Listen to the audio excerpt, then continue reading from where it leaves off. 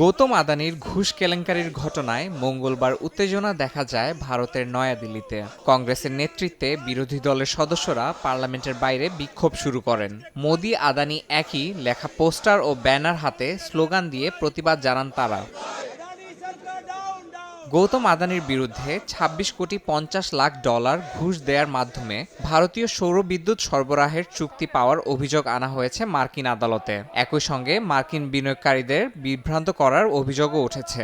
যদিও আদানির বিরুদ্ধে ভারতের তদন্ত বাধাগ্রস্ত হওয়ার অভিযোগ তুলেছে বিরোধী দলগুলো। ভারতীয় জনতা পার্টি বিজেপি ও প্রধানমন্ত্রী নরেন্দ্র মোদীর বিরুদ্ধে আদানিকে বিশেষ সুবিধা দেওয়ার অভিযোগ তুলেছে কংগ্রেস নেতা রাহুল গান্ধী। পার্লামেন্টে এই ইস্যুতে আলোচনার দাবি জানানো হলেও কোনো ইতিবাচক সাড়া পাওয়া যায়নি। সরকারের পক্ষ থেকে এই বিষয়ে এখনো কোনো মন্তব্যও করা হয়নি।